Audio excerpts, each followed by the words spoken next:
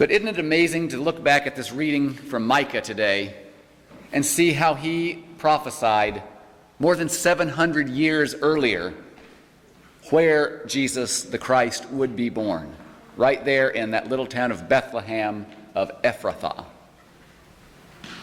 And isn't it amazing to think that 700 years later, Mary and Joseph were required, they didn't do it voluntarily, they were required by the Roman government to go to Bethlehem to register for the census at the very time that Mary was due to give birth.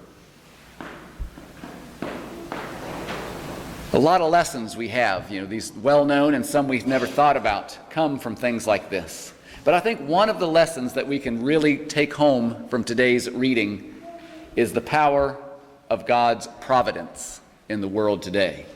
But before we go any further, I think it's important that we really understand what providence is. We talk about it all the time, and it's actually even a part of American history. Our founding fathers talked about divine providence of the revolution and the establishment of a democratic government. But unfortunately, in today's culture, we think of providence almost like the ancient Greeks did, as everything that is going to happen has already been planned from the beginning. Every little detail of our lives have already been etched in stone, and there is no way to vary from that. But that's not really what biblical providence is all about. The early Christian tradition of providence didn't quite see it that way.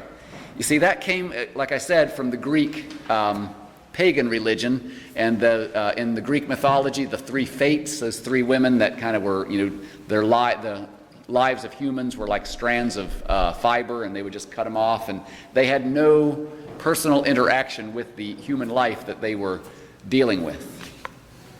We as Christians don't see it that way. One of the best definitions of divine providence I read said, God's continued relationship with his creation. So once God created the world, he didn't just step back and just let it run its course. Through Scripture, we see example after example that God intervenes into his creation because he desires relationship with us. That's what we call divine providence as Christians. That's how we should think of divine providence. Throughout both the Old Testament and the New, we see that over and over again. We see God stepping in to continue the relationship he wants with his creation. No matter how badly we humans have screwed things up, God still comes to us, intervenes in times of crisis, so that we can be in relationship with him. That's the beauty of it. The relationship isn't a one-way thing. It's not just us searching for God. It's God searching for us. One of the best examples I have in my personal life for this comes from Isaiah chapter 30. There's a passage that talks about how your teacher is right there with you. And it said, there will be a voice behind you. Whether you turn to the left or the right, the voice will be saying, hey, this is the way. Walk this way. And the best analogy I can come up with in my own mind for that is like when a child is starting to learn to walk and the parent is behind them, kind of holding their hands and then letting go and letting the kid start walking.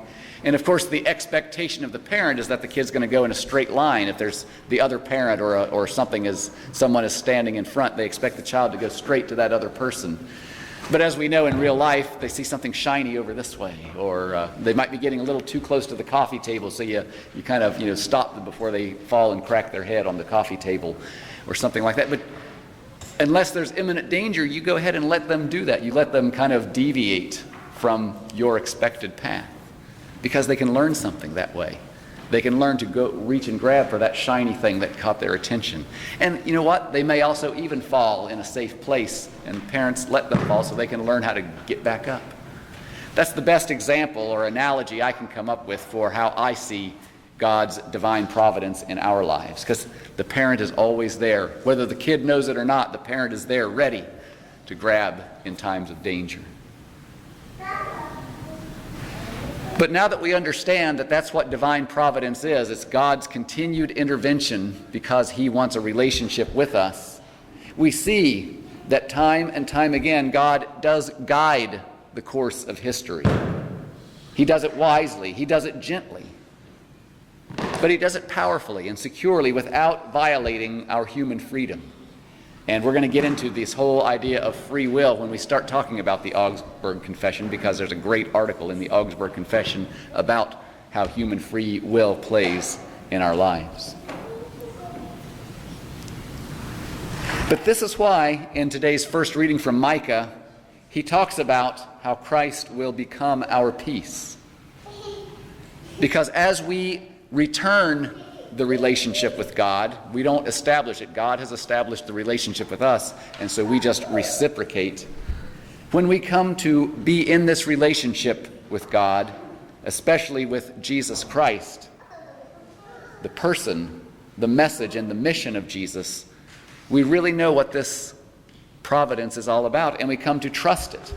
No matter what happens in our lives, when we become aware of God's presence with us, we know that he's behind us and guiding us.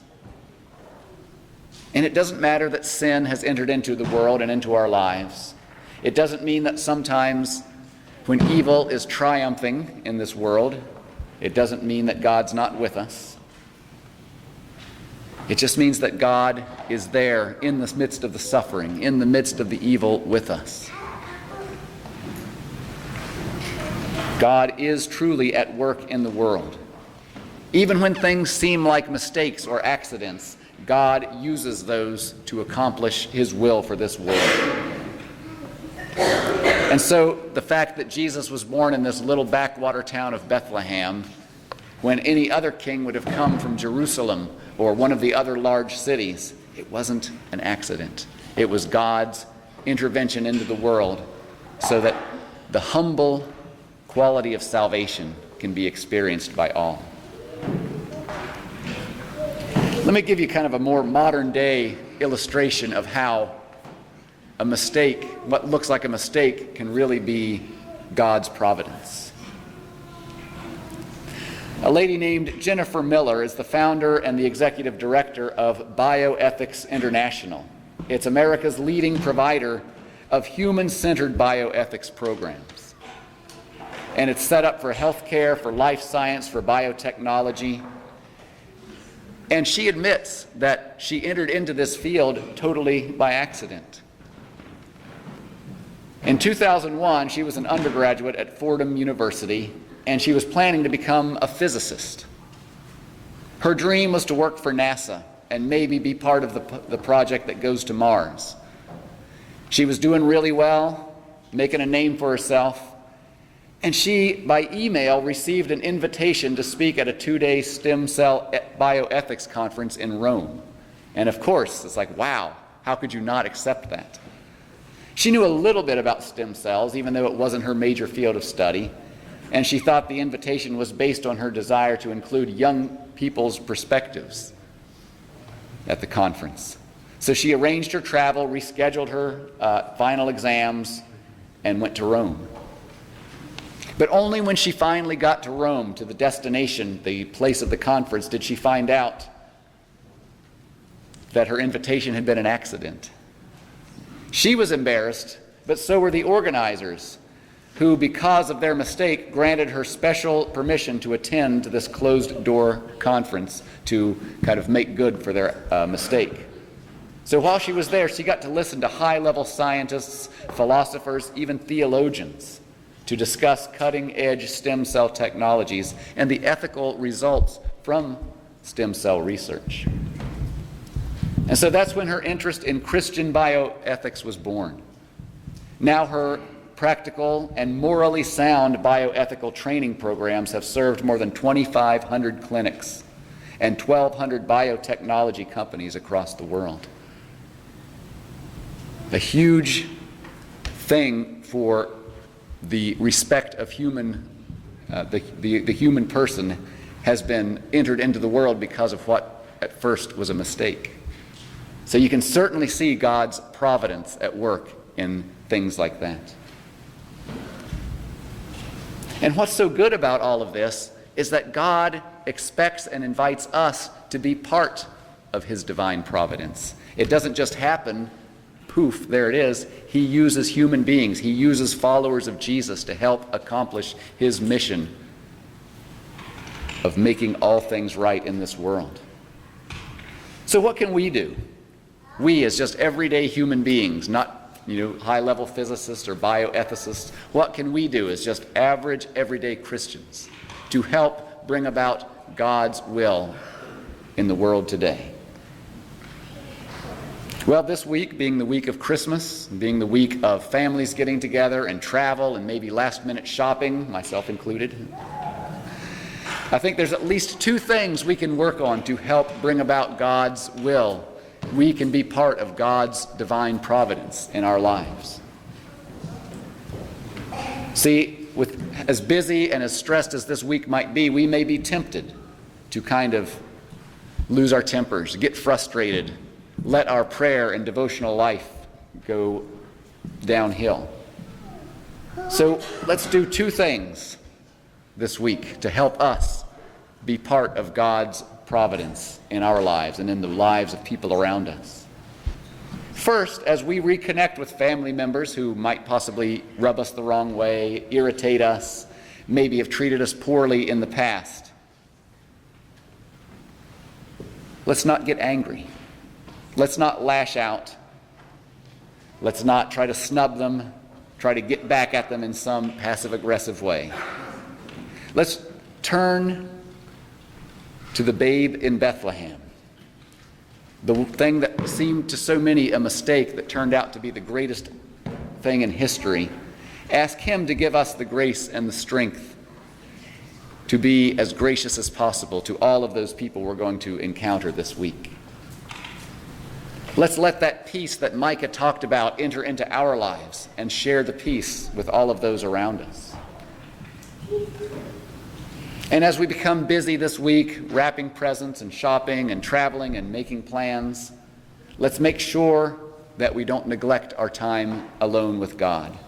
Let's make it a priority to have daily God time, even if it's only 5 or 10 minutes a day. We can deliberately do that and truly experience his peace, knowing that he is in charge, despite how hectic our lives can be. God's divine providence is all around us. It's probably an experience every minute of our lives. But let's take the time to remember that he is behind us. His voice is behind us, guiding us one way or the other. And he invites us to be part of his will in this world, slowly setting all things right. So this week of all weeks, but let's not just stop there, let's do it all year long. Let's each one of us make sure that we know the peace that God, through Jesus Christ, brings us.